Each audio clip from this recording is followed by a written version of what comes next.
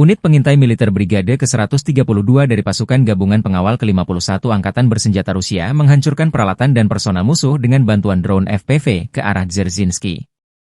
Drone berkecepatan tinggi ini memungkinkan serangan efektif terhadap target musuh, yang juga menyebabkan kerusakan signifikan pada kondisi moral dan psikologis pasukan pendudukan Ukraina. Dalam rekaman, drone FPV Brigade ke-132 satu persatu menghabisi peralatan tempur Angkatan Bersenjata Ukraina.